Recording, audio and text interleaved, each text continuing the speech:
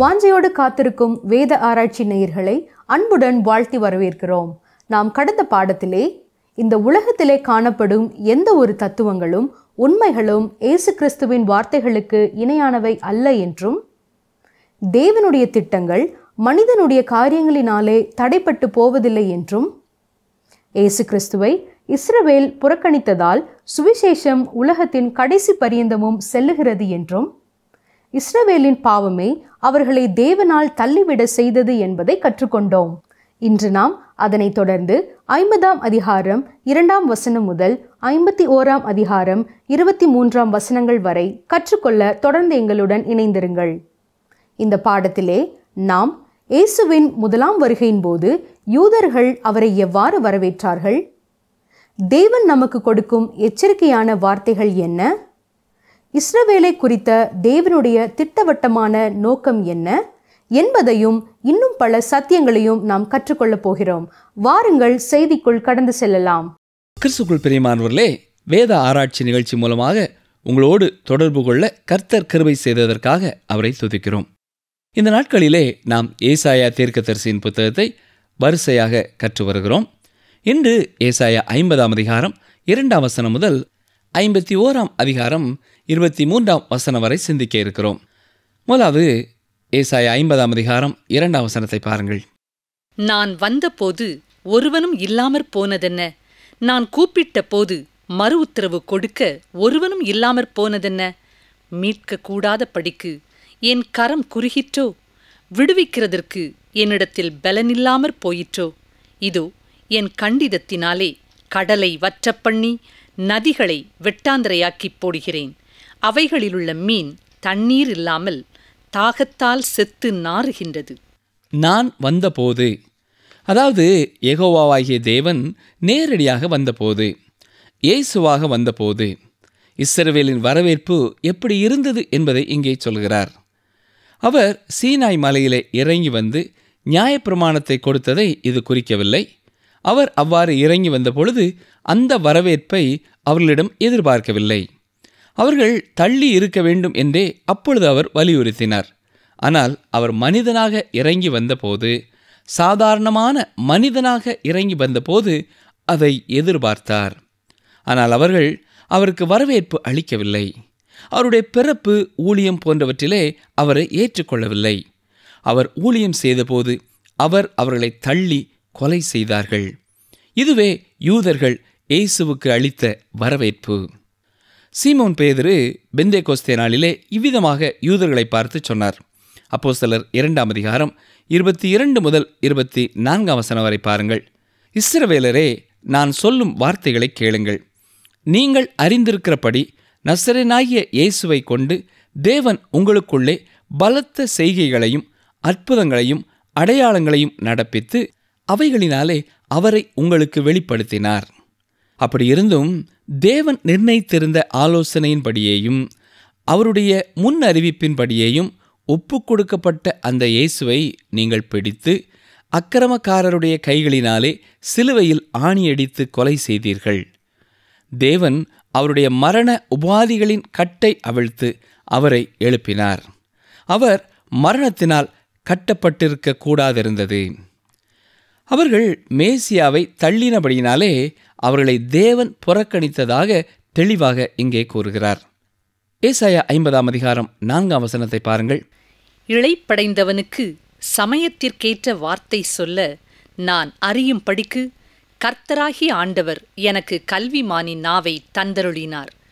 காலைதோறும் என்னை எழுப்புகிறார். கற்றுக்கொள்ளுகிறவர்களைப் போல நான் கேட்கும்படி என் செவியை கவனிக்க செய்கிறார். இயேசு கிறிஸ்து என்னும் நாமத்தினால் அவர் தேவனை வெளிப்படுத்தினார். அவர் பூரணமான தாசன். அவர் தன்னை யெகோவா அதோனாய் என்பவராய் வெளிப்படுத்தினார். அவர் யெகோவா அதோனாயாக இருக்கிறார். அவ்விதமே தன் மக்களுக்கு தன்னை காண்பித்தார். அவர் சாந்தமுள்ளவராக, தாழ்மை உள்ளவராக, தேவனுடைய சித்தம் செய்கிறவராக வந்தார். கற்றுக்கொள்ளுகிறவர்களைப் போல நான் கேட்கும்படி என் செவியை கவனிக்கச் செய்கிறார் என்று சொல்வதின் அர்த்தம் இயேசு தேவனுடைய வார்த்தையை கற்றார் என்பதே. இயேசு தன்னுடைய 30ஆம் வயது வரைக்கும் என்ன செய்து கொண்டிருந்தார்? என்று கேள்வி கேட்கும் பொழுது அநேகர் அவர் தச்சராக பணிபுரிந்தார் என்று சொல்வார்கள். ஆனால் இது பாதி உண்மையே. அடுத்த பாதி உண்மை என்னவென்றால், அவர் தேவனுடைய வார்த்தையை கற்றுக்கொண்டிருந்தார் என்பதுதான். என்ன ஒரு ஆச்சரியம் இல்லையா? அவரே வேதத்தை கற்றுக்கொண்டிருந்திருப்பார் என்றால் நமக்கு இந்த வேதம் எத்தனை முக்கியம் என்பதை நாம் புரிந்து கொள்ள வேண்டும். எனக்கு அருமையான சகோதரனே, சகோதரியே, நம்முடைய வாழ்க்கையிலே வேதத்திற்கு எவ்வளவு இடம் கொடுக்கிறோம்? சிலர் வேதத்தை வாசிக்காமலே எனக்கு வேதம் அட்டை முதல் அட்டை வரை முழுவதும் தெரியும் என்பார்கள். அருமையானவர்களே, நாம் வேதத்தை நன்கு கற்றுக்கொள்ள வேண்டும். தேவன் நமக்குரிய வாக்குத்தத்தங்களையும் ஆசீர்வாதங்களையும் வழிநடத்துதல்களையும் அதிலே வைத்திருக்கிறார். தேவன் நம்மோடு பேசும்பொழுது நாம் அவருக்கு செவி கொடுக்க வேண்டும். வேத வசனங்கள் மூலமாக நமது வாழ்க்கையில் உள்ள பாவங்களை ஆண்டவர் நமக்கு சுட்டி காட்டுகிறார், நம்மை ஆற்றுகிறார், தேற்றுகிறார், நம்மை கரம் பிடித்து வழி நடத்துகிறார். தொடர்ந்து ஏசாயா 50:5 பாருங்கள். கர்த்தராகிய ஆண்டவர் என் செவியை திறந்தார், நான் எதிர்க்கவும் இல்லை, நான் பின்வாங்கவும் இல்லை. இது இயேசு கிறிஸ்துவின் உண்மையான கீழ்ப்படிதலை பற்றி சொல்கிறது. அவருடைய சிலுவை பாடுகளிலே இதை நாம் தெளிவாக பார்க்கிறோம். யாத்ராகமம் 21 முதல் 6 வசனங்களிலே அடிமையை குறித்து இந்த விதமாய் நாம் வாசிக்கிறோம். குறிப்பாக 6 பாருங்கள். அவன் எஜமான் அவனை நியாயாதிபதிகளிடத்தில் அழைத்து கொண்டு போய் அவனை கதவின் அருகேயாவது கதவு நிலையின் அருகேயாவது சேர பண்ணி அங்கே அவன் எஜமான் அவன் காதை கம்பியினாலே குத்த கடவன், பின்பு அவன் என்றைக்கும் அவனிடத்திலே சேவித்து கொண்டிருக்க கடவன் என்று வாசிக்கிறோம். இவ்வாறு நிரந்தரமாக வேலைக்காரனாக இருக்க விரும்புகிறவன் அன்று செய்ய வேண்டும். அவ்விதமாகவே அவர்கள் செய்து காதிலே காதணி அணிந்திருப்பார்கள். இது எதை குறிக்கிறதென்றால், அவன் வாழ்நாள் முழுவதும் அந்த குறிப்பிட்ட எஜமானுக்கு அடிமையாக இருக்கிறான் என்பதையே. மேலும் அந்த அடிமை அவ்வாறு நிரந்தரமாக அடிமையாக இருக்க விரும்பியதற்கு 2 காரணங்கள் இருந்தன. ஒன்று, அவன் அந்த எஜமான் மீதுள்ள பாசத்தால் அப்படி செய்தான். 2வது, அவன் ஒரு அடிமை பெண்ணை மணந்து கொண்டபடியினால், அவளை விட்டு செல்ல மனதில்லாதபடியினால் இந்த காரியத்திற்கு ஒத்துக்கொண்டான். சரி, இது எவ்வாறு இயேசு கிறிஸ்துவின் வாழ்க்கைக்கு ஒத்து வருகிறது? சங்கீதக்காரன் 40 சங்கீதம் 6 இந்த பழக்க வழக்கத்தை குறித்து சொல்லுகிறார். கவனிங்கள், என் செவிகளை திறந்தீர் என்று அங்கே குறிப்பிடுகிறார். இப்பொழுது இந்த வார்த்தைகள் எபிரேயர் 10:5 மேற்கோடிட்டு காட்டப்படுகிறது. ஆகையால் அவர் உலகத்தில் பிரவேசிக்கும் போது பலியையும் காணிக்கையையும் நீர் விரும்பவில்லை, ஒரு சரீரத்தை எனக்கு ஆயத்தம் பண்ணினீர். இங்கே ஒன்றை நீங்கள் கவனிக்க வேண்டும். சங்கீதம் 6 செவிகளை திறந்தீர் என்று சொல்லப்படுவது இங்கே ஒரு சரீரத்தை எனக்கு ஆயத்தம் பண்ணினீர் என்று சொல்லப்பட்டிருக்கிறது. இயேசு கிறிஸ்து சிலுவைக்கு சென்ற பொழுது அவருடைய செவிகள் திறக்கப்படவில்லை, அதாவது அவருடைய செவிகளிலே துளையிடப்படவில்லை. ஆனால் தேவன் அவருக்கு கொடுத்த சரீரத்தை சிலுவையிலே ஆணி அடித்ததின் மூலம் தன் சரீரத்திலே துளையை ஏற்றுக்கொண்டார். காதில் அல்ல, சரீரத்திலேயே எனக்காக உங்களுக்காக அவர் இப்படிப்பட்ட துளைகளை ஏற்றுக்கொண்டார். அவர் தன் மகிமைப்பட்ட சரீரத்திலேயும் கூட இந்த ஆணி அடிக்கப்பட்ட தழும்புகளை உடையவராக பரலோகம் சென்றிருக்கிறார். காதில் துளையிட்ட அடிமையை விட இவர் மிக அதிகமானதாக செய்திருக்கிறார். நம் மீது கொண்ட அன்பினாலும் நாம் இல்லாமல் அவர் பரலோகம் செல்ல விரும்பவில்லை என்பதாலும் தன்னுடைய சரீரத்தையே சிலுவையிலே பதித்து துளைகளை ஏற்றுக்கொண்டார். அவருடைய சிலுவை மரணத்தினாலே நாம் மீட்படைந்து பரலோகம் சென்று தேவனோடு இருக்கும் பாக்கியத்தை பெற்றுக்கொள்கிறோம். எனக்கு அருமையான சகோதரனே, சகோதரியே, இந்த உண்மையை நீங்கள் அறிந்திருக்கிறீர்களா? இந்த உண்மையை அறிந்தவர்களாக இயேசுவே எனது இரட்சகர் என்பதை ஏற்றுக்கொண்டிருக்கிறீர்களா? 6 பாருங்கள். அடிக்கிறவர்களுக்கு என் முதுகையும் தாடை மயிரை பிடுங்குகிறவர்களுக்கு என் தாடைகளையும் ஒப்புக் கொடுத்தேன், அவமானத்துக்கும் உமிழ்நீருக்கும் என் முகத்தை மறைக்கவில்லை. இவை யாவும் அப்படியே இயேசு கிறிஸ்துவின் சிலுவை மரணத்திலே நிறைவேறினதை நாம் மத்தேயு, மார்க்கு, யோவான் மற்றும் லூக்கா சுவிசேஷங்களிலே பார்க்கிறோம்.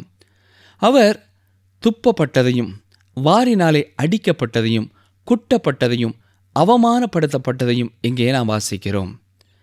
ஏசாயா 50 10ஆம் வசனத்திற்கு வருவோம் என்றால், உங்களில் எவன் கர்த்தருக்கு பயந்து அவருடைய தாசனின் சொல்லை கேட்டு தனக்கு வெளிச்சமில்லாததினால் இருட்டிலே நடக்கிறானோ அவன் கர்த்தருடைய நாமத்தை நம்பி தன் தேவனை சார்ந்து கொள்ள கடவன் என்று வாசிக்கிறோம்.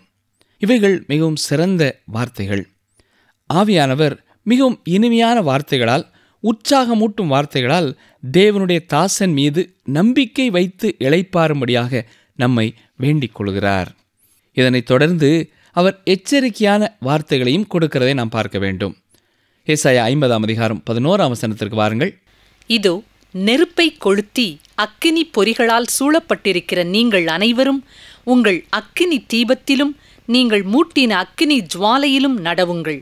வேதனையில் கிடப்பீர்கள், என் கரத்தினால் இது உங்களுக்கு உண்டாகும். இதற்கு முந்தின வசனத்திலே இனிமையாக வேண்டிக் கொள்கிற வார்த்தைகளால் தேவன் பேசினதை கேட்டோம். இப்பொழுது உலகத்தின் ஒளியாகிய அவரை விட்டுவிட்டு தங்களுடைய சுய ஒளியிலே நடக்கிற ஜனங்களுக்கு அவர் ஒரு எச்சரிப்பு கொடுக்கிறதையும் பார்க்கிறோம். ஒரு தேவ ஊழியரிடம் ஒருவர் வந்து, ஐயா, நான் உங்கள் பிரசங்கங்களை கேட்டிருக்கிறேன், அதிலே நீங்கள் ரட்சிப்பை குறித்து கூறின காரியம் சரியாக தோன்றவில்லை. ஆகவே ரட்சிப்பு என்றால் என்ன என்பதை என் அனுபவத்திலிருந்து உங்களுக்கு சொல்லிக்கொள்ள விரும்புகிறேன். என்னோடு சிறிது நேரம் செலவழிக்க முடியுமா என்று கேட்டார். உடனடியாக அந்த ஊழியரும், ஐயா, நான் உங்களோடு பேச முடியாததற்காக வருந்துகிறேன். நீங்கள் உங்கள் சொந்த அனுபவத்திலிருந்து ரட்சிப்பை குறித்து சொல்வதையும் நான் கேட்க விரும்பவில்லை. ஏனென்றால் வேதம் சொல்லுகிறதையே, பரிசுத்த ஆவியானவர் வெளிப்படுத்துவதையே நானும் ஜனங்களும் கேட்டு கீழ்ப்படிந்து நடக்க வேண்டும், உங்கள் அனுபவத்தை அல்ல என்று சொன்னார். ஆம், என்று அநேகர் தங்கள் சொந்த அனுபவத்தின்படி, உணர்ச்சிகளின்படி தங்கள் வெளிச்சத்திலே நடக்க விரும்புகிறார்கள். வேதம் சொல்லுகிறதையெல்லாம் இரண்டாம் பட்சத்திற்கு தள்ளிவிடுகிறார்கள். இவர்களைத்தான் தேவன் இங்கே எச்சரிக்கிறார். நாம் இயேசு கிறிஸ்துவின் வெளிச்சத்திலே நடக்க வேண்டியதே முக்கியமானது. அவரே உலகின் ஒளி. நாம் அவரை புறக்கணித்து விட்டோமானால் தானாகவே நம்முடைய வெளிச்சத்திலே நடக்க ஆரம்பித்து விடுவோம். நீங்கள் உங்கள் சொந்த சிறிய வெளிச்சத்தின் அருகிலே உட்கார்ந்து குளிர் காய்ந்து கொண்டு அதன் வெளிச்சத்திலே நடப்பீர்கள் என்றால் நீங்கள் என்றென்றைக்கும் இங்கேயே இருந்து விடுவீர்கள். நித்திய ஜீவனை அடைய முடியாது என்று ஆவியானவர் இங்கே எச்சரிக்கிறார். இதனைத் தொடர்ந்து நாம் ஏசாயா 51ஆம் அதிகாரத்தை தியானிக்க இருக்கிறோம். தேவன் இஸ்ரவேலை குறித்து ஒரு எதிர்கால நோக்கமுடையவராக காணப்படுகிறார் என்று நாம் உணராமல் இந்த அதிகாரத்தை வாசித்து பிரயோஜனமில்லை. அந்த உணர்வுடன் கூடவே நாம் இதை வாசிக்க வேண்டும்.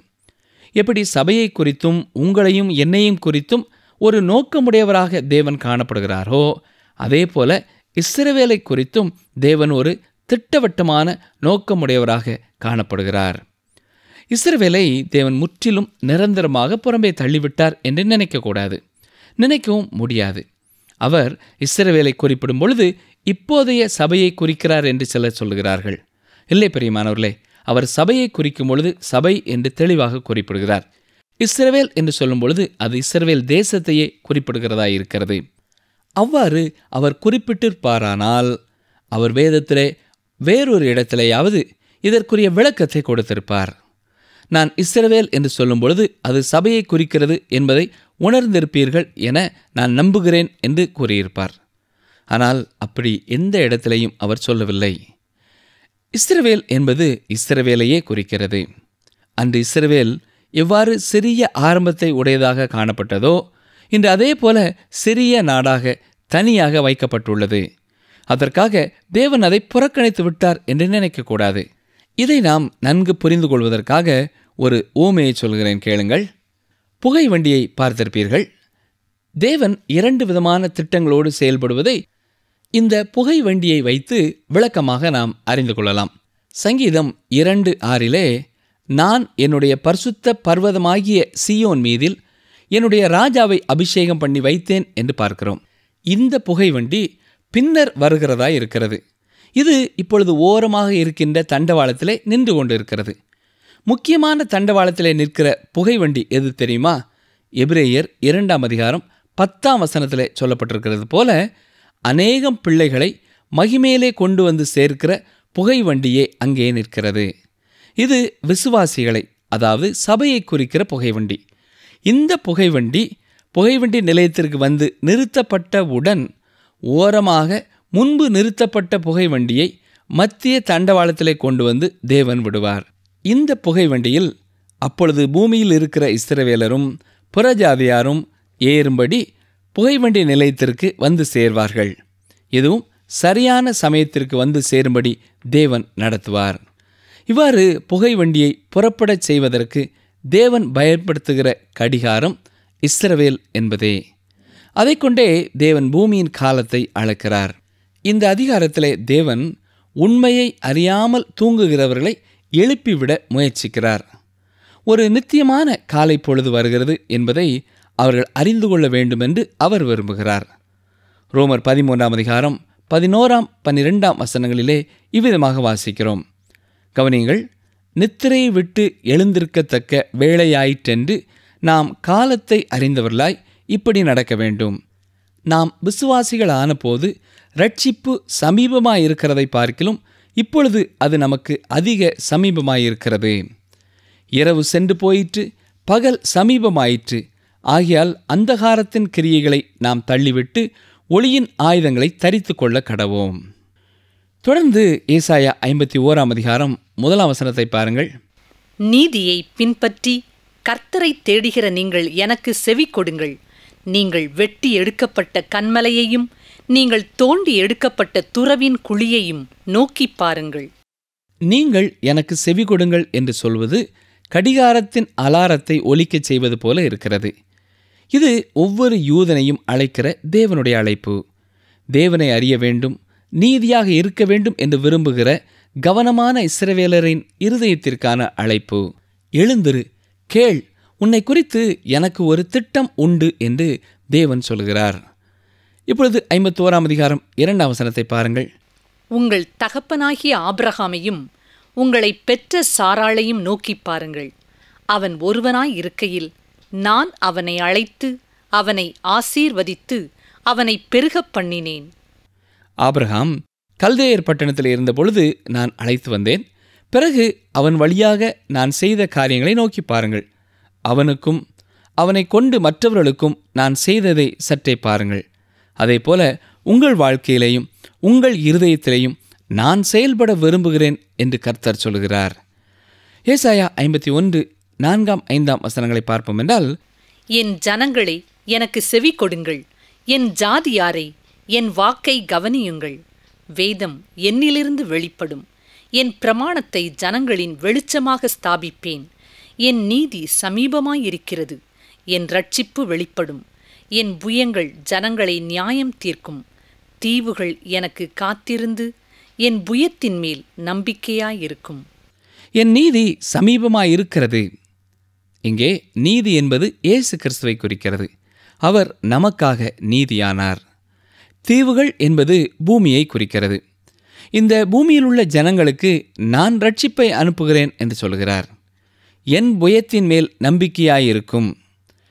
இது தேவனுடைய கரம் கொண்டு வரும் அவருடைய இரட்சிப்பை குறிக்கிறது.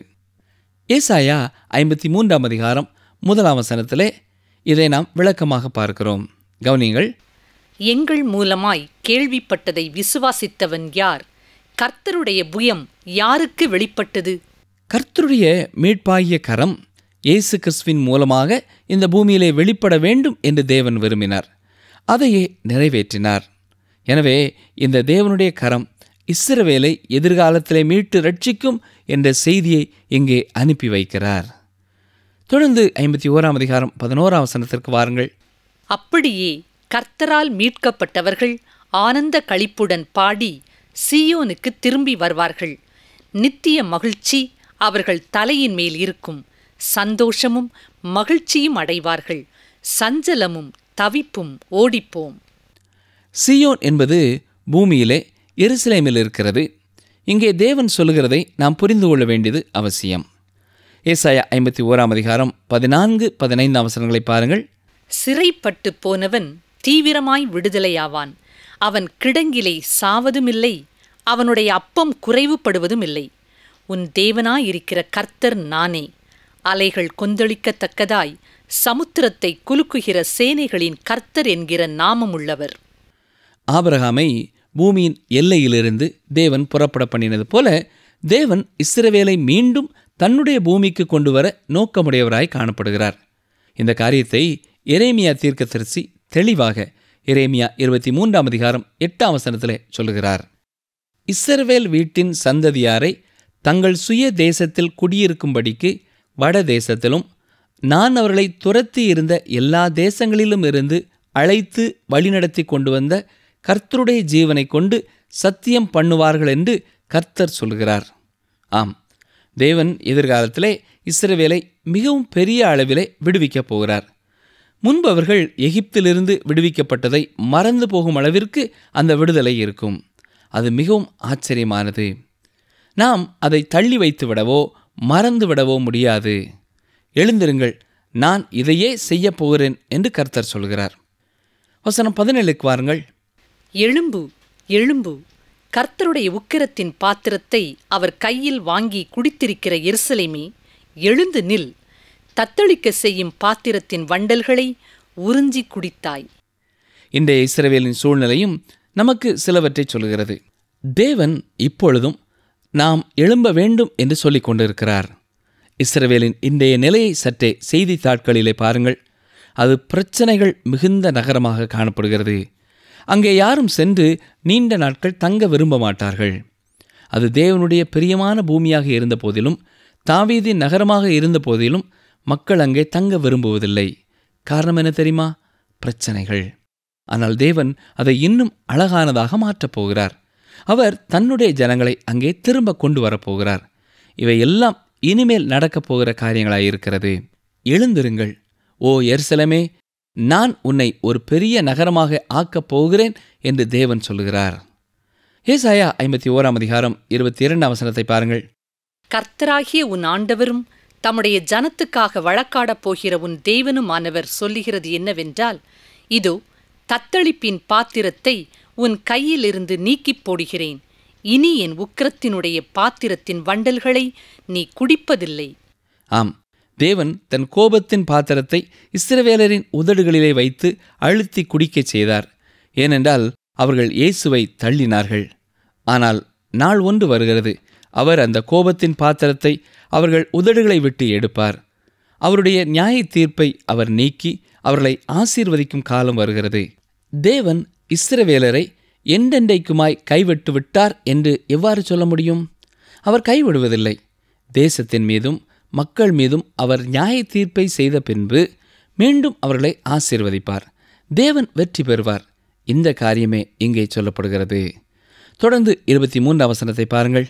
உன்னை நோக்கி நாங்கள் கடந்து போகும் படிக்கு குனி என்று சொல்லி, கடந்து போகிறவர்களுக்கு நீ உன் முதுகை தரையும் வீதியுமாக்கும்படி உன்னை சஞ்சலப்படுத்தினவர்களின் கையில் அதை கொடுப்பேன் என்றார்.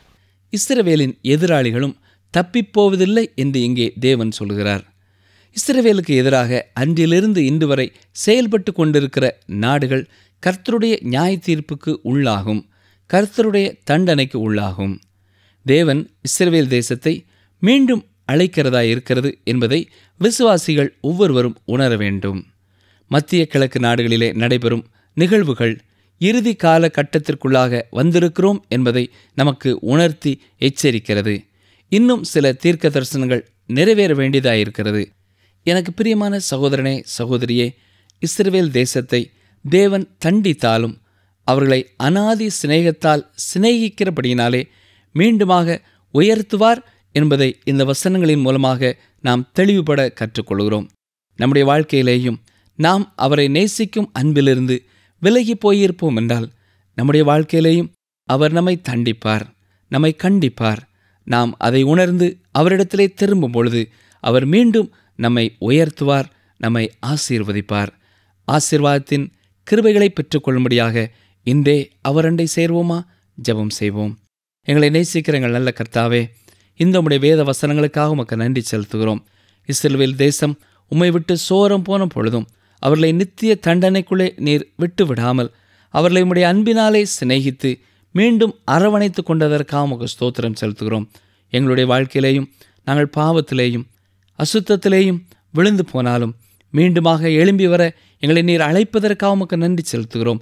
தங்கள் பின்வாங்கி போன நிலைமையிலிருந்து யார் யார் உம்மண்டை வருகிறார்களோ அவர்கள் ஒவ்வொருவரையும் நீர் சேர்த்து கொள்ளும், நீர் அணைத்து கொள்ளும், அவர்களையும் ஆசீர்வதியும். இயேசு கிறிஸ்துவின் நாமத்தினாலே தாழ்மையோடு வேண்டிக் கொள்கிறோம் பிதாவே, ஆமேன். அன்பர்களே, இந்த நாளிலும் நாம் கற்றுக்கொண்ட சத்தியங்களில் சிலதை சற்றே ஞாபகப்படுத்திக் கொள்வோமா? தேவன் நமக்குரிய வாக்குத்தத்தங்களையும் ஆசீர்வாதங்களையும் வழி நடத்துதல்களையும் வேதத்திலே வைத்திருக்கிறார். இயேசு கிறிஸ்துவின் சிலுவை மரணத்தினாலே நாம் மீட்படைந்து பரலோகம் சென்று தேவனோடு இருக்கும் பாக்கியத்தை நாம் பெற்றுக்கொள்கிறோம். நாம் இயேசு கிறிஸ்துவின் வெளிச்சத்திலே நடக்க வேண்டியதே மிகவும் முக்கியமானது. அவர்தான் உலகின் ஒளி. தீவுகள் என்பது பூமியையும், நீதி என்பது இயேசு கிறிஸ்துவையும் குறிக்கிறது. எதிர்காலத்திலே தேவனுடைய கரம் இஸ்ரவேலை மீட்டு ரட்சிக்கும். தேவன் இஸ்ரவேல் தேசத்தை தண்டித்தாலும் அவர்களை அநாதி சிநேகத்தால் சிநேகித்தபடியினாலே மீண்டுமாக உயர்த்துவார். இஸ்ரவேலரை என்றென்றைக்கும் அவர் கைவிடுவதில்லை. நன்றி நேயர்களே, மீண்டும் நாம் அடுத்த நிகழ்ச்சியிலே சந்திப்போம். அதற்கு ஆயத்தமாக 52ஆம் அதிகாரம் 1ஆம் வசனம் முதல் 53ஆம் அதிகாரம் 1ஆம் வசனம் வரை வாசித்து ஆயத்தமாகுங்கள். கர்த்தர் உங்களை ஆசீர்வதிப்பாராக. ஆமென். உன் மீறுதல்களை மேகத்தைப் போலவும் உன் பாவங்களை கார்மேகத்தைப் போலவும் அகற்றிவிட்டேன். ஏசாயா 44:22.